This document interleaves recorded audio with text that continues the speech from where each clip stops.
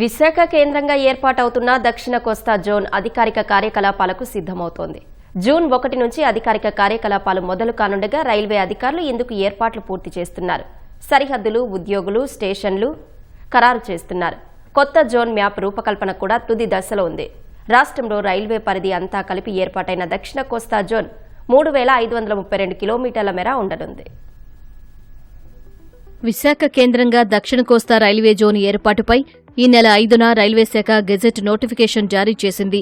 June 1 నుంచి zone ప్రారంభమవుతుందని పేర్కొంది. విశాఖలోని విఎంఆర్డీఏ డెక్ భవనాన్ని జోన్ తాత్కాలిక కార్యాలయానికి కేటాయించారు. జోనల్ మేనేజర్, కొందరు ఉన్నతాధికారులను నియమించారు. గత ఏడాది డిసెంబర్ నుంచి అనధికారికంగా కార్యకలాపాలు మొదలయ్యాయి. ఇప్పటి వరకు దక్షిణ మధ్య రైల్వే జోన్ పరిధిలో ఉన్న విజయవాడ, గుంటూరు, గుంతకల్లు డివిజన్లు ఈ కొత్త జోన్లోకొస్తాయి. తూర్పు కోస్తా రైల్వే జోన్లో వాల్తేరు డివిజన్ ఉండగా దీని స్థానంలో కొత్తగా విశాఖపట్నం డివిజన్ ఏర్పాటు చేశారు. ఇది కూడా కొత్త జోన్ పరిధిలోకొస్తుంది.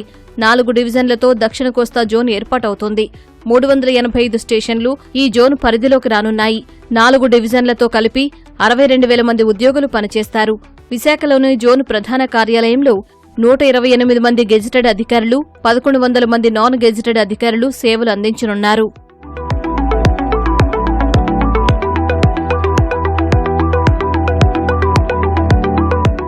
దక్షిణ కోస్తా జోన్ పరిధిలో ఏటా 100 మిలియన్ టన్నుల సరుకు రవాణా జరగనుంది.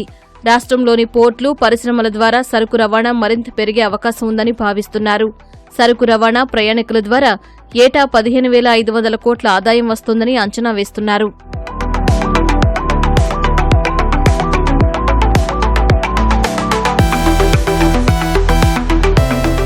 విజయవాడ, గుంటూరు, గుంతకల్లు, విశాఖ డివిజన్ల పరిధిలో జరిగే భద్రతాపరమైన పనులు, రైళ్ల రాకపోకలు, ఆలస్యంగా నడిచే రైళ్ల వివరాలు, రైల్వే కార్యకలాపాలన్నీ డీఆర్ఎంలు దక్షిణ కోస్తా జోన్ జీఎంకు తెలియజేస్తారు. ఈ 4 డివిజన్లకు సంబంధించిన నిర్ణయాలన్నీ నూతన జోన్ జీఎం ఆదేశానుసారం అమలు చేయనున్నారు.